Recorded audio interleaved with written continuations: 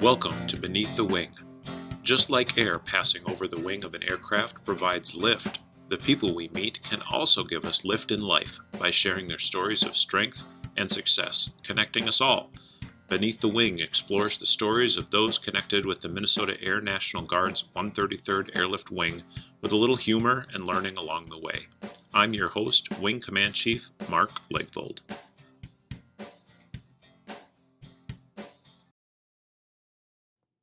In just a minute, you'll hear the re-release of the 32nd episode of Beneath the Wing. This is a pretty big episode as we get a chance to hear the story of Major Katie Lunning in her own words. Frankly, I'm still pretty awestruck when I hear the story of her heroism during our withdrawal from Afghanistan. But I'm not the only one, which is why we're re-releasing the episode. You see, on January 7th, 2023, the entire 133rd Airlift Wing and several distinguished guests will gather together to honor Major Lunning and see her awarded the Distinguished Flying Cross. That's one of the awesome parts of being a part of the military, and something that makes us a special organization. We celebrate our people's successes, and we grieve our losses together as a community. So, since Beneath the Wing is a place where we share our stories of strength and success with a little learning along the way, I wanted to take a moment to provide a little background on why the Distinguished Flying Cross is such a big deal. It was established in 1926 and it has been awarded to both military and civilians since being adopted. In fact, it's been used to recognize aviators who have distinguished themselves through a single act of heroism or extraordinary achievement while in aerial flight. The United States can even give the Distinguished Flying Cross to a foreign airman who has shown the same level of achievement in combat supporting our operations. Major Lunning is in good company. Charles Lindbergh, another Minnesotan, was awarded the Distinguished Flying Cross in 1927. He was second to only 10 aviators who flew 5 aircraft on a goodwill flight from the United States to several Central and South American nations to build goodwill. 2 of those aviators died during the trip due to a crash. The first woman to receive the Distinguished Flying Cross was Mary Vale Andress for her work during World War I. Amelia Earhart received one through a special act of Congress because she wasn't in the military. In fact, the Wright brothers and Glenn Curtiss and even Neil Armstrong were some of the notable civilians who received the Distinguished Flying Cross. Names like Chuck Yeager, Jimmy Stewart, Clark Gable, and George H.W. Bush are other famous people who received the Distinguished Flying Cross. And for you Star Trek fans out there, Gene Roddenberry also received it. I'd hate to miss the opportunity to say that the Distinguished Flying Cross isn't just awarded to our commissioned officers. Enlisted airmen have also been awarded the Distinguished Flying Cross. Army Sergeant Julia Bringlow was a flight medic on a Black Hawk helicopter in the early days of combat in Afghanistan. While evacuating a patient, she broke her leg but continued to work for another 60 hours, saving another 14 soldiers from the battlefield. Chief Master Sergeant Dwayne Hackney, a United States Air Force pararescueman, received 4 Distinguished Flying Crosses for his heroism during the war in Vietnam. He's the most highly decorated enlisted person, and by the way, flew over 200 combat missions, and the training complex for all of our pararescue personnel is named after him. It's located in San Antonio, Texas. Technical Sergeant Ben Kuroki was also awarded the Distinguished Flying Cross 3 times. He's the only Japanese American to have served within the Army Air Force in combat in the Pacific Theater during World War II. He also served in Europe and North Africa on a B-24 before hopping aboard the B-29 in the Pacific. The name Alida Lutz may not be well known, but Lieutenant Lutz was a flight nurse, similar to Major Lunning, but during World War II. Lieutenant Lutz evacuated and treated over 3,500 casualties over 196 missions in and out of the combat zone. Her last mission crashed, and she was awarded the Distinguished Flying Cross posthumously.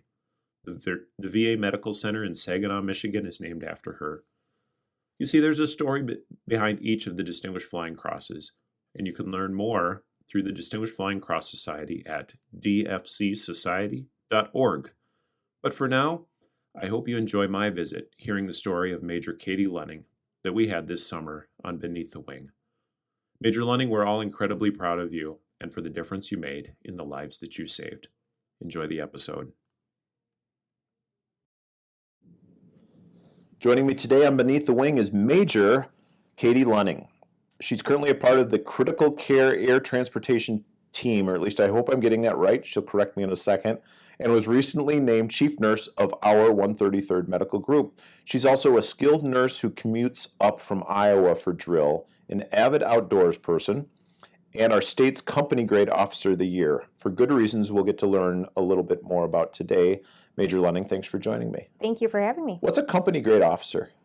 Captain and below, so captain, first lieutenant, and second lieutenant. So are you that good that a major gets Company Grade Officer? Tell us how that worked. I was promoted after I was nominated for Company Grade Officer of the Year, so it's just awkward timing. Great, well done. Thank you for explaining that. So lots of career movement in your life story here with the National Guard, and I'll just say National Guard generically because you've been both a soldier and an airman. That's right. You started with us, and then something convinced you to go green and join the Army National Guard, and now thankfully you're back with us again. Can you kind of unpack your life story with the National Guard? How did you get here, and how did you get here? Sure. Yeah, it has been probably not a very traditional route. I joined after high school, right after high school. I had a friend who was she actually joined the Army Guard, but her uncle was in the medical group in the Air Guard. And she's like, hey, I heard the Air Guard was good too. So I was like, okay, I knew nothing about it and came in and took a tour. And retired Chief Matt Woods was the guy that gave me the tour. I don't know, I must have liked what he had to say. So I decided to join the medical group. And yeah, somewhere along the line, I was recruited by an Army recruiter to come try recruiting in the Army National Guard. So I did that. Learned a lot, I'm sure. I did, yeah. So I was a recruiter. I was in the Army Guard for 4 years. Successful recruiting. And I met my husband actually there. So we were put in the same office. And our NCOIC at the time, he was like, this is a bad idea, like teasing us because we were by far the youngest recruiters and I was the only female. And he's like, this isn't going to turn out well. And well, it did because like my husband says, I showed up one day and I've just never left. So did you recruit him or did he recruit you into that relationship? That's a good question. I don't know how to answer that. I think it just it started morphing just naturally. We were office partners and in recruiting, you spend a lot of time together. We drove a lot together and we just became really good friends. And like, we don't have an official date. I don't think he ever was like, hey, do you want to go for dinner? I think I don't know, he had a dog and I really like dogs and it just kind of came to be. Okay, so the dog was the recruiter in that. I think it was, yeah. His name was Moose and I'm going to say it's Moose's, yeah. We'll stick with that. Yeah. So eventually you left the Army National Guard. I did. The SURF actually stood up in Minneapolis. Okay, so and SURF is? It is the acronym within an acronym, and it is the CBRNE, Chemical, Biological, Nuclear, Explosive, High Yield Explosive. I had to think about it. So it's a CBRNE, Enhanced Response Force Package. And the R is radiological. Thank you, yes. No I was like, I'm missing a number or a letter there. Yep. So the SURF was stood up in Minneapolis at the time, and Chief Woods was there, and my old medical group friends, Master Sergeant Brown Jager, all the people that I had known when I was originally in the Air Guard were now in the SURF deal. I knew that I wasn't going to be in the Army Guard forever. I wanted to go back to the Air Guard. I knew I wanted to finish school for nursing, and it fit very naturally to go back to the medical group. And they took me back, thankfully, and I finished nursing school and became a nurse in the med group. So when you left the Army National Guard, you came back to the Army National Guard. Our recruiters for both the Army and the Air National Guard are full-time people. That's correct, yep. You left the full-time workforce and came back to the Air National Guard as a traditional airman. Yep. 1 week in a month. Yep. The rest of that time, were you dedicated to going to school full time? I did. I went to school full time. I had the post 9/11 GI Bill for the active duty that I did. So that was helpful. And I went to Bethel and finished my nursing degree at Bethel. Finished that, working with the SURF. Yep.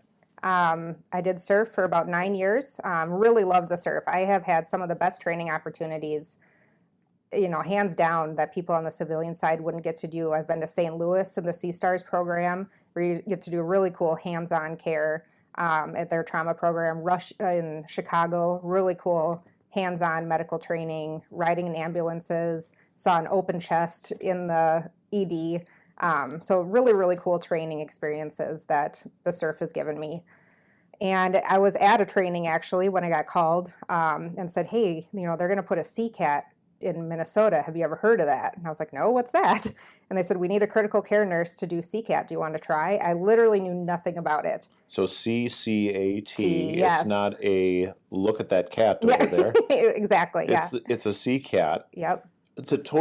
It's a similar but different mission to what the SURF team is. And the SURF is more of a, after a huge emergency, they show up with a lot of medical capability and help people domestically in the United States recover from that. Correct, yes. Yep. CCATT's different.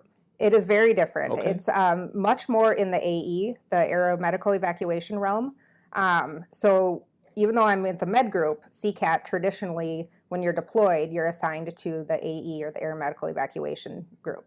So very different world. I had very little experience on airplanes before. And so CCATT, if you want me to go into kind of what that is. So Critical Care Air Transport Team.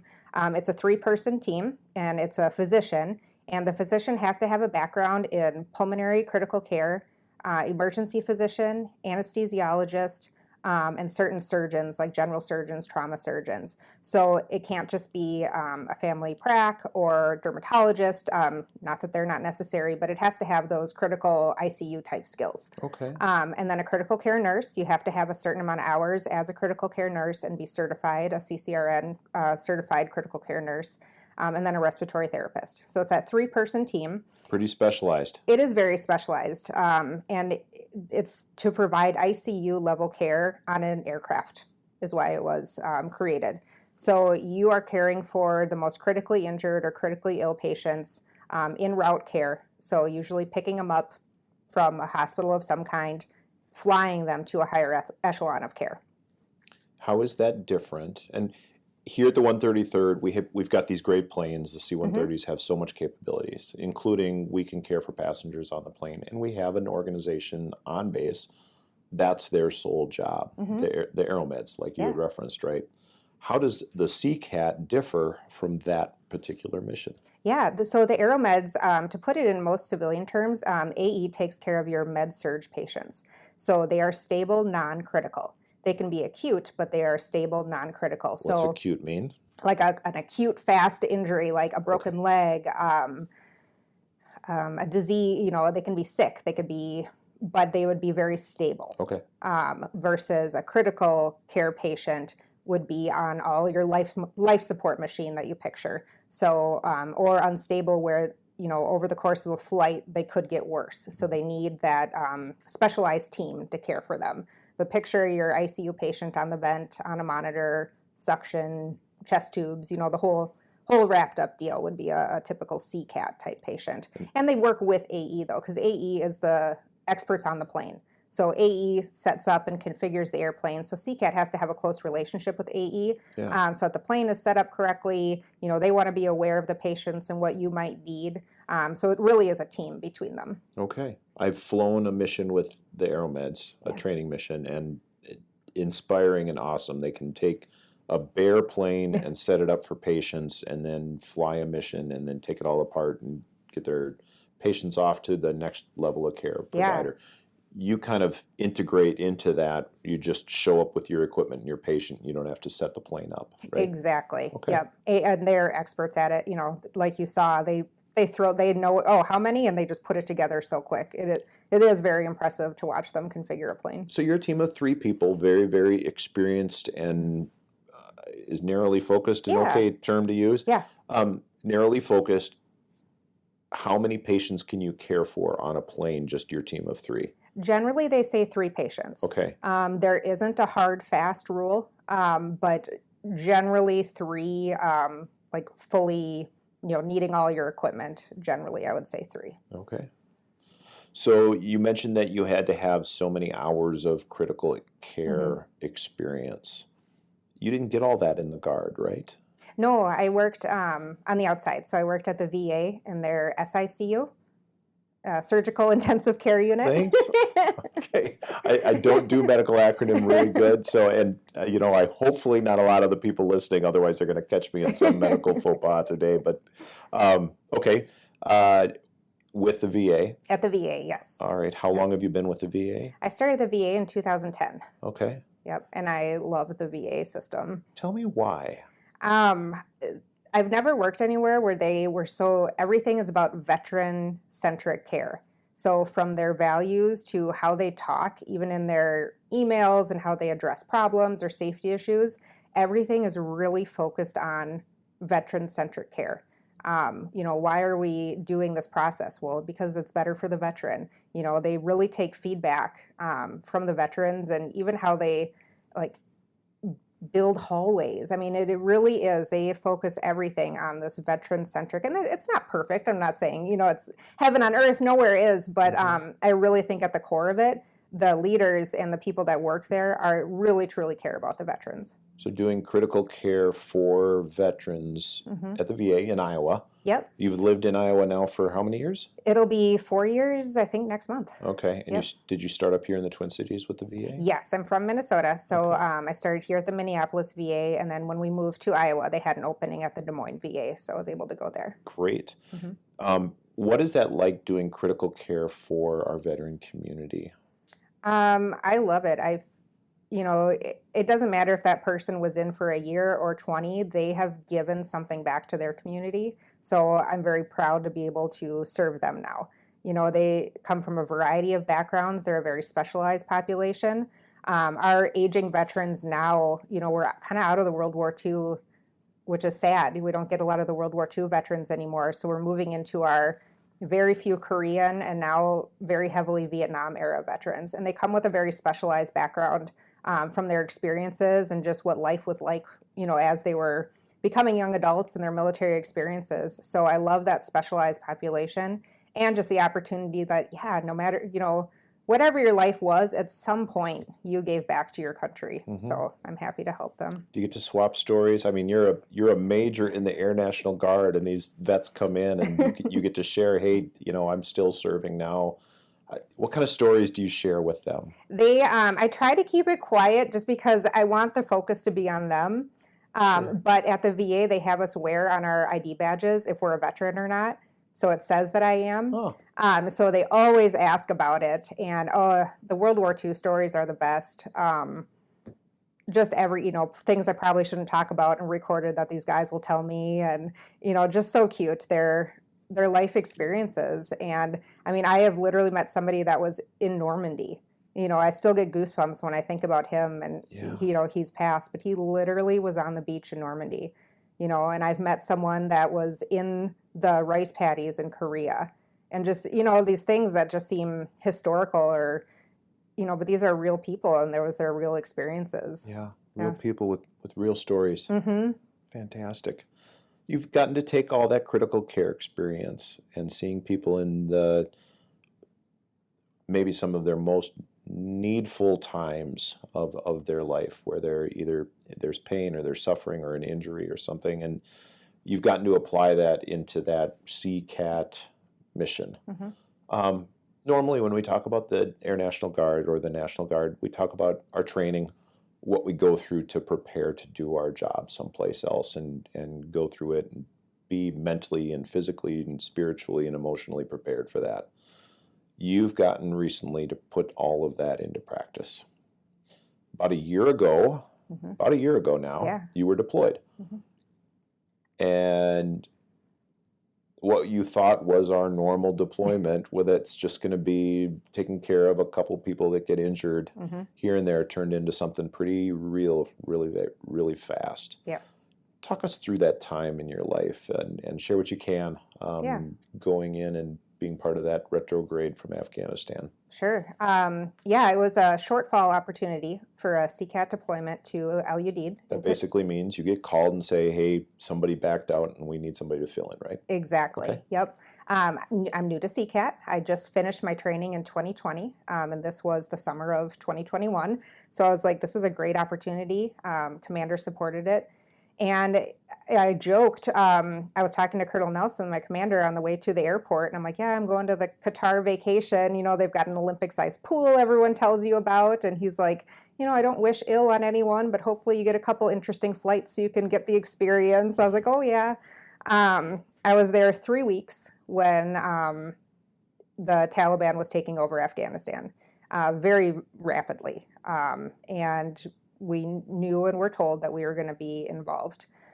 So yeah, very quickly went from hoping to get a few flights to gain a little experience to, I mean, you're going into a very hostile, dangerous situation. And we started going right away when we were called up, and we had 2 teams in Qatar. We had 2 CCATT teams, so 2 doctors, 2 nurses, and 2 RTs. Okay, so that's 6 people. 6 people, yep. With my enlisted math, that's yes, about right. I don't do math in public, so that's about the extent I do too. Okay. The nurse fell off her Peloton, like the most LUD thing that can happen. She fell off her Peloton the day before all of this started, and she tore her ACL, MCL, and PCL, which is basically like everything in your knee to keep your knee together. Tore it all off. So she could hardly walk, much less fly. So she was not allowed to fly. One RT, his father passed from COVID, so he had to fly back to the States for emergency leave. So that left 2 doctors, 1 nurse, and 1 RT. Another main difference between CCATT and AE and pilots and other flight crew is that CCATT does not get crew rest. So crew rest is you fly for a certain amount of hours, and then you have to have a certain amount of hours break. That does not apply to CCATT. So when we started doing back-to-back missions, me and the RT just had to go back-to-back-to-back, basically. A mission from Al Udeid to Afghanistan and back takes about 20 hours.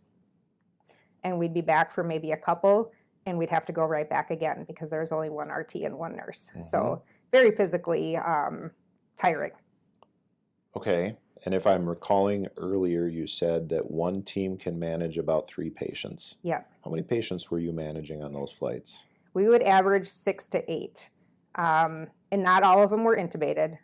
We had a lot of OB, pregnancies, children with special needs. So it was a wide variety. And then AE would have their patient load too. Sure, so AE would be taking theirs. And then we would try to fit in as many refugees as possible, as many people trying to leave Afghanistan. We were told, allow them on the plane, because that was our mission too, was to help them and help them escape, because that was the deal that we made, was that we were going to help everyone leave. So the patients that you were caring for primarily were U.S. citizens that were stationed there, or were they also being evacuated, refugees? Also refugees, correct. Okay. Yep. And if I'm not using the right term, correct me on these. Okay. Yeah. Yep. All right. So language barrier? Yes. But there was almost always somebody present who could speak English. Okay. There's such a wide range. You have the people that live very much in the mountains and are very, they're just Afghanistan. That's what you think of. They don't speak English. And then you have the people who lived in Kabul that were city business people, and they spoke perfect English. So there was almost anyone that would be like, who speaks English? Someone would come and help you. Okay. But yes, there was definitely a language barrier quite a bit. Plane was full? Always very, very full. All right. And keeping in mind, too, it was like a war going on in the city between, there was just lots of fighting happening in the city. So the people we were evacuating were gunshot wounds and blast injuries. And it was, very much what you would expect a wartime CCATT mission to be pulled out, intermixed with the poor pregnant lady who was about to give birth, and these special needs kids that they're just trying to fly out so that they can keep receiving their medical care. And it was, just a wide variety. Of all the training and all the time that you've spent as a critical care nurse, did you at any time during that say, I just don't have the skills to deal with all this, and yet you were still dealing with it? Or were you just on autopilot and doing good things? No, I mean, I think if I didn't think that, it would be scary, because you want to make sure that you know what you're doing. Honestly, it all felt good. Everything was going fine. The moment I did have that moment though, and it was after the suicide bomber, and we got flown back, and we were in the hospital, and we had kind of developed a relationship with, I'm going to use another acronym here, with SOST, which is Special Operations Surgical Team. Okay. And they were Norwegian SOST, actually. And they were on the ground, And we had developed a good relationship with them. They would give us handoff between patients, because flying back to back to back, being the only nurse, they saw me all the time. Right. So when we landed again, we were helping them triage, and then one of them grabbed me. He's like, "This is the patient you're going to take." And he took me to the back hallway, and I rounded the corner, and it was a 15-month-old. And I have done adult VA surgical ICU care my entire life. And here was a neuro, of all things, another field that I don't do a lot of, a neuro 15-month-old boy. And I'd really I was like, oh man, my heart just sank. And I was like, this is not what, but I have had pediatric training. I have had the training. Yeah. We just dove right in. You take that moment of get your breath back and, all right, tell me what I need to know. Yeah. And after he gave report and we're leaving, he's like, "You happy? You happy?" And he gives me a thumbs up. And I said, "No, I'm not happy." And he gave me a thumbs up and just smiled as we walked away. Can you talk us through, you had to go pick up this young 15-year-old from the Norwegian hospital, which was not on base or on base? It was off base. How'd you get there? We ran. How far? A couple blocks. Okay. Yeah, about 2.5 blocks. All right. And I'm thinking running is around a track or in a field someplace where there's nobody else around, because I don't want people to watch me run. What was the environment like where you were running to and from this hospital? It was rough. So the airplane would land at the airport, and we had to get through a gate. And you can see, the news, I think, did a good job of, you can tell the chaotic environment. So you have a pretty good idea of what that was like at the gates. Marines and soldiers were doing their best to keep people in somewhat of a line, but they were clamoring to get through the gates. They had to open the gates for us to get through. We did not have security. It was literally just us. So there wasn't anybody with us. It was me, my RT, and a doc. And we had E4 with an M4. Otherwise, we just had our M9s. And we would have our litter, which is like your stretcher, and a NATO gurney, which is your wheels. And we had all of our equipment set on that litter that was on wheels. So we would push that. And then we had our backpacks with what we wanted in them. And we would just run to the hospital and try to kind of not maintain eye contact and just keep your head down and go. But the Taliban was driving around and trucks next to us, and the Taliban was parked outside the hospital watching us go in, and then they'd have to open the gate up and push all those people back every time we would come through. Sure. And you have to go back and forth for every patient. Right. So because there's only one team, so we'd bring them back to the aircraft, give a quick report to AE, and they would help watch. We would usually leave the doc behind at that point, and then the RT and the nurse would go back and get the other few patients. How many times would you do that run on one flight? Probably 6. Were you not scared the 6th time because you were used to it? Eventually you do kind of get used to it, but at the same time you don't, because it's different every time. But we knew the route we were taking, and you can't really dwell on it. My RT and I, we just kind of created this banter between us, and it was like scary stuff you can't control, and then we would just go, and you just had to work. So you were a shortfall on this. Let's talk about the team that you were working with. You're a nurse in the Air National Guard. Was your doctor and your RT also National Guard? Were they active duty? Were they reservists? The doc was active duty, and the RT was Guard. Okay, so pretty well-formed team by the end of this, but how did you develop a rapport professionally when you first got together with swimming in the Olympic pool, right? And that is what we did. Okay. It was just a very general, get to know you stuff at first, like where are you from, what do you do? I honestly think our rapport and everything that we developed was really in this situation. For one thing, it happened so quickly after I arrived. They had already been there because I came mid-rotation, so they had already been there. But, you're put in this circumstance right away, and you just kind of have to feel it out. And, but you also learn each other's strengths and weaknesses quickly, too. And how you can help each other out and, kind of fit into that team. And that's part of CCATT training, though, is CCATT doesn't train you to be an RT, a nurse, or a doc. You already have to have those experiences. A lot of CCATT training is working as a team. So group dynamics, team dynamics, and all of these scenarios. So because they kind of know as a CCATT person, you probably will be thrown into a weird situation. Sure. So how do you quickly develop those team dynamics? What's one thing that you took away from that would help anybody in any job? Communication, probably. Okay. Clear communication, closed loop communication. Don't assume that they know what you're talking about is probably the biggest thing, and ask for clarification if you don't know. Yeah, I think clear communication is just kind of what saves it. Okay.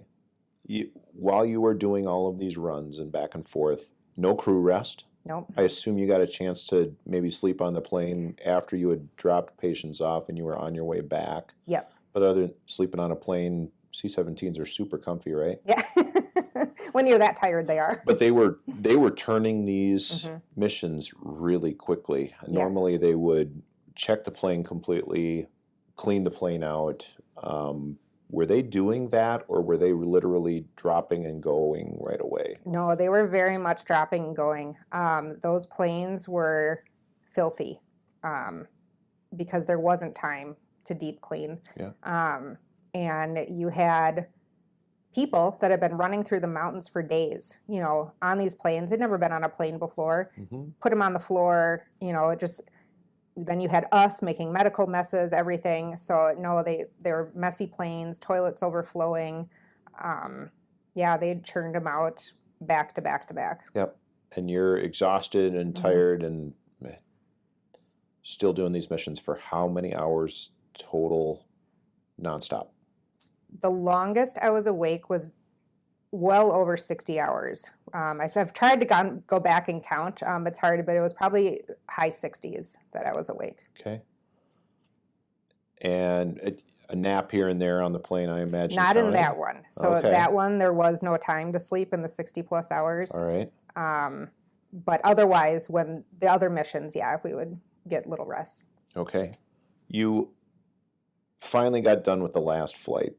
Did you know that it was the last flight when you left? We did. How did you know? Because it was our withdraw day from Afghanistan. Okay. And our mission was for the final flight.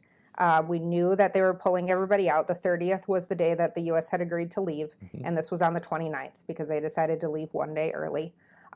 We knew it was our final flight, and we were to provide medical support because they had pulled SOST, the Special Operations Surgical Team. They had pulled the medical support out. Okay. So we were the only medical support, and we were to wait there until everybody got off, and then we were the last ones out. So we were the last plane up and out, and then the pilot announced he's like, we're the last plane, we just left Afghanistan airspace. So what went through your mind in that moment, or were you busy caring for patients?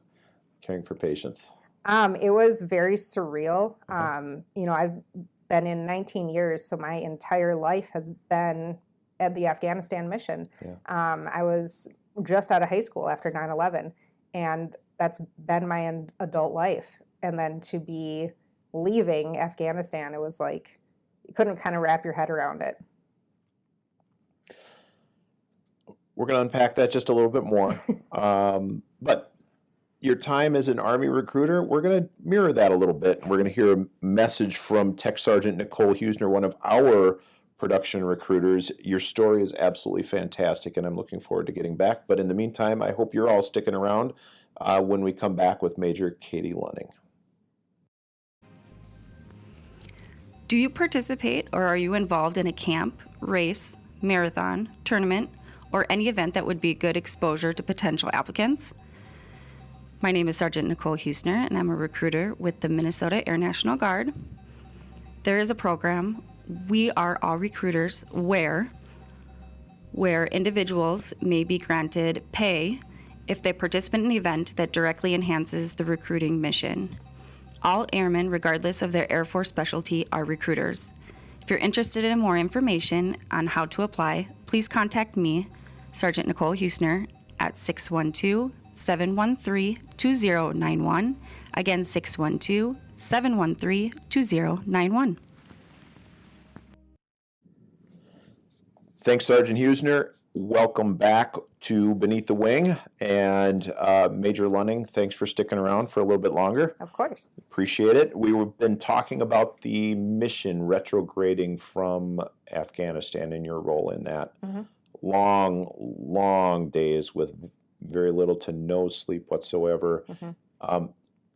And I'm sure the last thing on your mind was, gee, I wonder how things are being perceived outside of where I'm at, because you're just kind of focused on taking good care of patients and getting the mission done. When the mission was over Mm-hmm. and you called home, your husband is in the Army.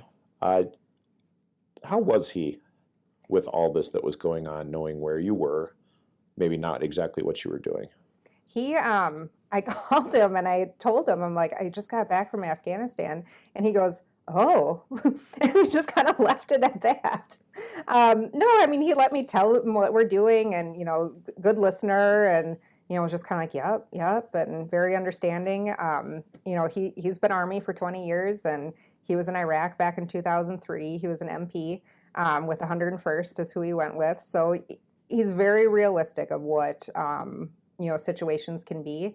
But he's also stoic. I mean, he's a sergeant major in the Army and he's just, he didn't let a lot of emotion fly. I had a good friend call him while I was gone, was like, are you freaking out? And he said, no. He's like, trust the process. Like they have a plan. So he handled it well. It made a very nice homecoming when I got home. And so I think I was more worried about my parents, I think, knowing what I was doing than Josh knowing what I was doing. Yeah. How were your parents when you called and let them know? I waited towards the end more, little texts here and there, but more at the end than I would call and told them everything that was going on. And they were good. They didn't freak out, but I think they were very glad that we were back and not flying so much. They didn't see that coming either when I went to Qatar, so certainly they were definitely watching the news. So I'm sure, and they knew that you were flying back and forth. Or Yep. Okay. Yep. All right, and on the last plane out of Afghanistan on the last day. Yeah. You were at some point. They said, "Hey, write down the stuff that you've been doing and do a little bit of journaling and take some notes." Did your mindset shift at some point when you were writing down your experiences, or you're doing something like this where you're just recalling all of that, and you think about the totality of what you actually accomplished in those with that team and the people that you cared for and lives that you saved? Where's your mind at with this right now, if you don't mind? Yeah. It kind of changes every time I think about it, honestly. And I'm glad that I did take notes the entire time. I took them on my phone, and that's what I would do on the downtime on the airplanes when we were flying without patients, is I would journal like what day it is, what we're doing. And I would journal my thoughts at the time too, which I'm actually really grateful that I would do. So it wasn't just the facts. It'd be like, I'd vent my frustrations or my concerns or what I was feeling. And that's helped too when I go back and read those. I was like, oh yeah, and it is helpful to look back and remember, because, your memories, they change a little bit. So it's kind of like, oh, yeah, we did do all that. And thinking about, like, oh, yeah, that family that we did get moved, or that person that I got reunited, or, so it is very helpful to kind of go back and read that, because you can get bogged down in the bad things, and the hard things. But it's like when you go back and actually realize you did what I want to do as a nurse. And the reason I like being as a nurse is to help people.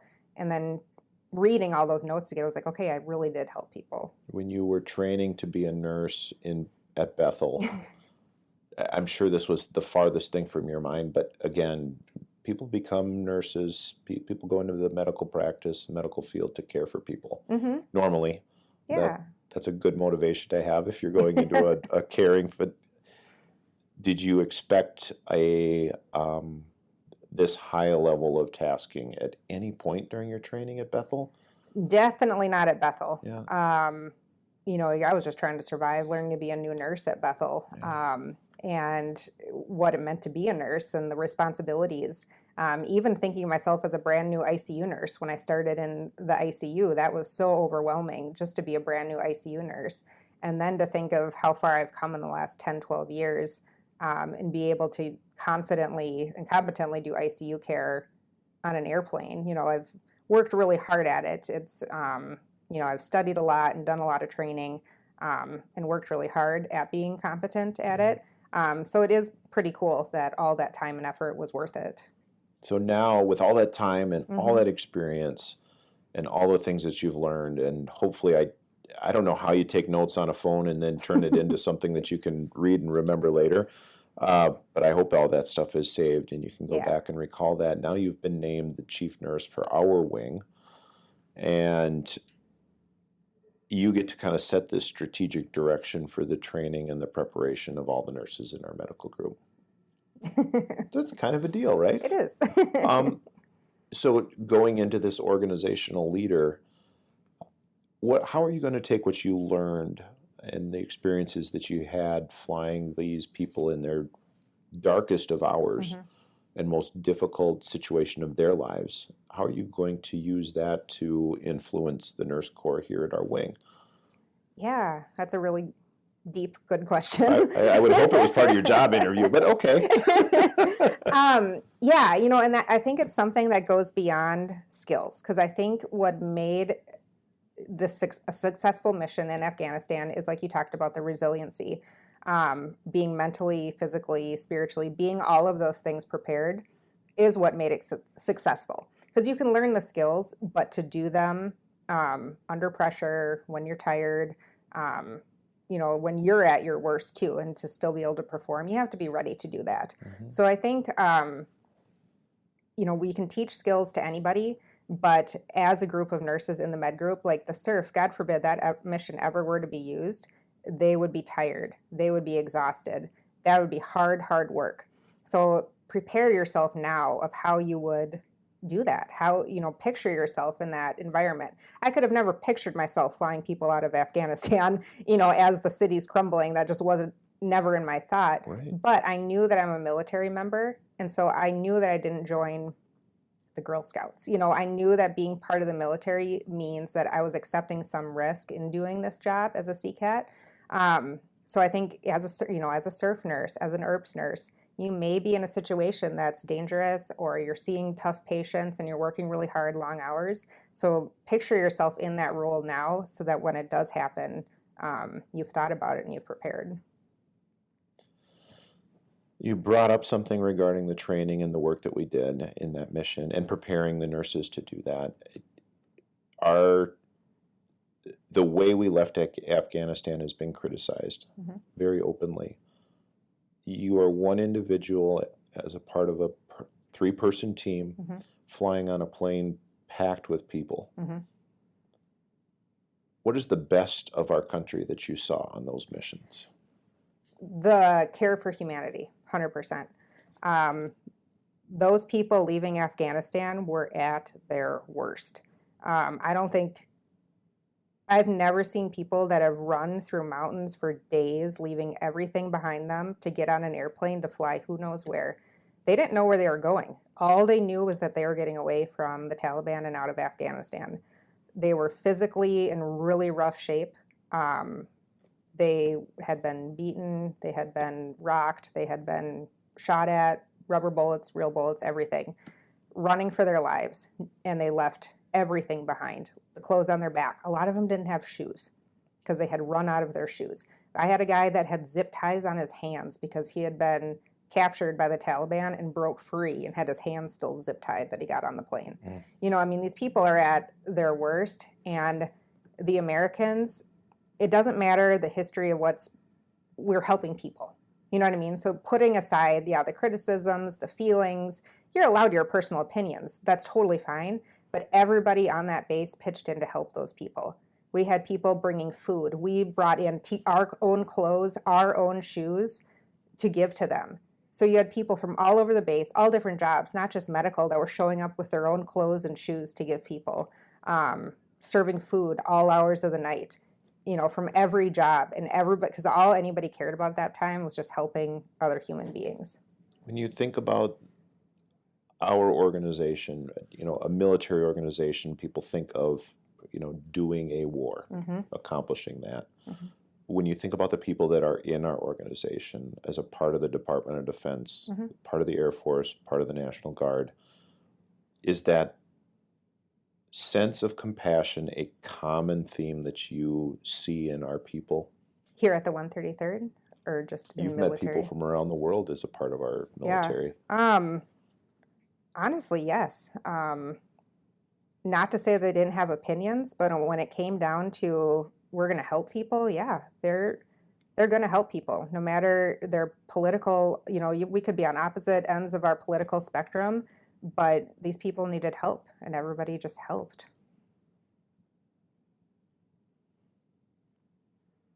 Tough mission. Glad you were there, leading people doing that. You are, you've been a nurse for a good long time.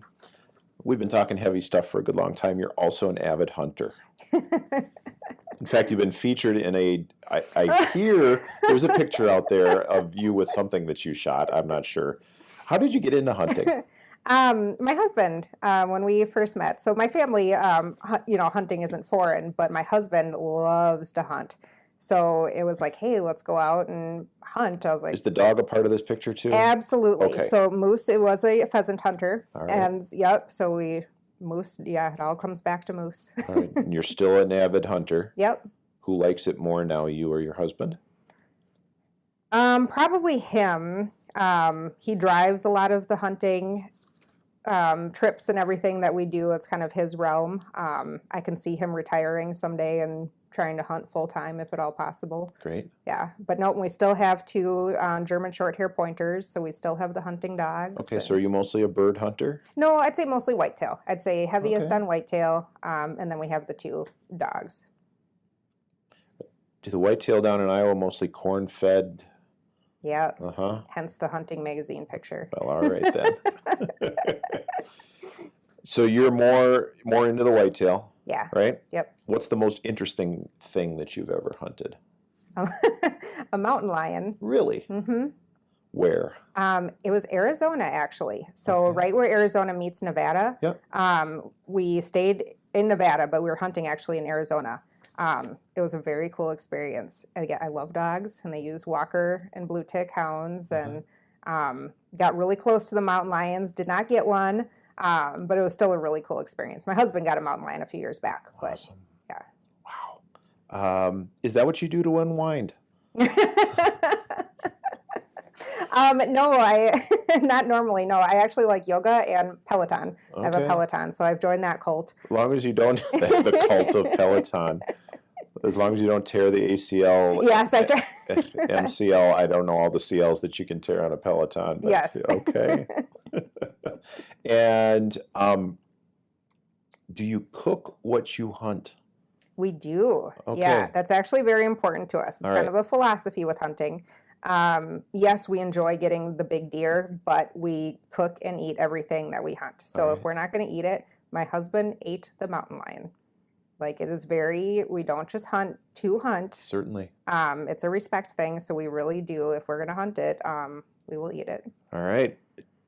I've never eaten cat, but I Okay. hear big cat would be okay. Is there a good way? What's the best way to cook deer? I honestly just like grilling it, but Okay. we marinate it. So making sure that it's marinated, I think is key.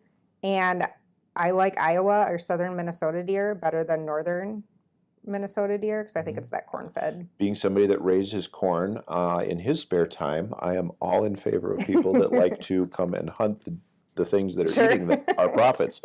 That's a good thing. Okay, so I know you have listened to the podcast before, and you didn't say you were really looking forward to the short answer part, but just to go over the rules, I'll ask you a question, and the first thing that pops into your head is the answer. Don't think about it too long. No T-charts or pie charts or pluses or minuses on this. I already know the answer to the first question. Are you a dog person or a cat person? Dog. Best science fiction movie series? Is Jurassic Park sci-fi? I would go with that. Yeah. I hope those dinosaurs aren't real. Yeah. Okay. Musical instrument you most wish you could play? Piano. Hawkeyes or Cyclones? Hawkeyes. Are you a spring person or a fall person? Fall. Favorite non-work activity other than hunting? Anything with my dogs. So hiking, walking, hunting, or I guess that's hunting with them. But yeah, something with my dogs. Great. What's your go-to karaoke song? Don't Stop Believing. All right. Are you a Journey fan? I like 80s a lot. Best hair band from the 80s? Motley Crue. Good answer. Were you studying ahead? No. That one was quick. All right. Okay, so you are... Motley Crue was an okay band in the 80s. I got to give you that one. Still touring. Yes. That's a long time to be out there. Okay. So back in 1861, here's a nursing question for you. Mm-hmm. This is not a short answer because it's a long question. Okay. Dorothea Dix. You know her? Mm-mm. Okay, good. She was appointed as the superintendent of nurses for the Union Army during the Civil War. Okay. She set all the qualification and training standards for the nurses who served on the battlefield. Before the war, she worked tirelessly to advocate for good care, especially for people with mental illnesses, and she was credited with a lot of reforms in that field. She was well known to have trained compassionate and very highly competent nurses on the battlefield who cared for both the Union and the rebel soldiers if they were wounded. Oh. I'm going to assume that, having served during the Civil War, she probably enjoyed a little bit of whiskey, which was the drink of choice, especially for the enlisted folks. And since you were enlisted, we're just going to stick with that. If you were sharing a drink of whiskey together with Dorothea Dix, what would you both agree upon as the necessary characteristics to qualify as a nurse, both then and now? Oh, that's a good one. I told you, it was a long question. And I do like whiskey, so that would be good. Okay. She sounds fascinating, so I wish I could have a whiskey with her. Yeah. The things that stuck out the most to me are the compassionate and competent care, because that translates through today. Very necessary. I also thought it was very interesting that she cared for both sides, because that's kind of an ethical dilemma that, I mean, we still do that today, right? Mm-hmm. We care for people. And so I think that's really, really interesting that back in the Civil War, she's like, you're a human, we're going to take care of you. But yeah, I think that I would agree with her that competency and compassion are the keys to a nurse. I think you both probably would have enjoyed the whiskey and having a good conversation around that. A quote from her: "Be of good cheer, for sadness cannot heal the national wounds." When you look at all the challenges our country has faced and the people in our country have faced, especially in the last 2.5 years, people have been secluded, locked away, dealing with a pandemic, all the unrest, the tough stuff that's going on in the world right now. What are some things that bring you good cheer? Family. I think that's a big thing. My daughter, she's 8. So kind of seeing the world through her eyes. 8-year-olds aren't bogged down by politics and opinions. And, if we have to go somewhere and she wore a mask, she just did it. It wasn't, but you know what I mean? There was no opinion. So it's just like this innocence I enjoy a lot, being with her and her friends. And so that helps a lot. I'd say that's probably the number one thing, is just time with family and friends and seeing that for the good that it is. Yeah. Absolutely. Yep. You work in the VA system. It's a big system, and they're focused on veterans, which has this unifying sense of purpose. What do you think the biggest challenge facing healthcare now, as you see it? And what's the fix? We're going to solve this problem right now. Oh gosh. Okay. Well, from my realm, nursing shortage is a huge problem in healthcare, and it's very concerning because we don't see it getting better soon. The pandemic did a number. We had they did a study, and the nurses that became new nurses during COVID-19, many of them have left the field, and we're unable to fill. The VA normally doesn't have a hard time recruiting nurses. They have very good benefits. We have wide open positions right now. looking at colleges and how many people are applying. It's scary, the nursing shortage. So I do think, because you need someone to be at that bedside and be caring for the patients. The fix for that, Yeah. I don't know. There's lots of different opinions, whether it's, I don't know if throwing money is the answer, but I think a cultural change too. Going back to the work ethic and the caring, and yeah, I don't have a good fixed answer, but You can just stick with it? definitely, Good. yeah, I Why? love it. I like caring for people. Yeah. You know, I recently moved to being a nurse manager, and I still feel like I'm caring for the people, but just in a different way. I can care for them by making sure that the nurses in the ICU have everything that they need to do their job, having the training, having the education, having the support, everything they need to be bedside, and trying to keep people as bedside as long as possible. I still sneak out and try to get my hands on it as much as I can, because I love hands-on patient care. But there's just so many aspects of nursing that you can go into. So I think it's a wonderful field. I love taking care of patients, and yeah, I wouldn't change a thing. Well, for 19 years, you've been part of our family out here at the Wing, even when you abandoned us and went over to the Minnesota Army National Guard, but you got a great dog out of that, so That's good right. for you. But hey, Major Lunning, thanks for joining me on Beneath the Wing. This has been a fantastic conversation. Thank you for having me. Absolutely. As always, I would like to thank Amy Lovegren for her production experience and the contributions of Master Sergeant David Gindorf, Tech Sergeant Jared Smith, and the special contributor to our guest research, Major Kevin Dornan. So thanks to him, and now you can go and say, hey, why'd you give him that information? But Major Lunning, thanks again for joining me on Beneath the Wing. Thank you for having me. And I hope you enjoyed this conversation, and tune in next time for episode 34 when I have another one of our awesome airmen here on Beneath the Wing.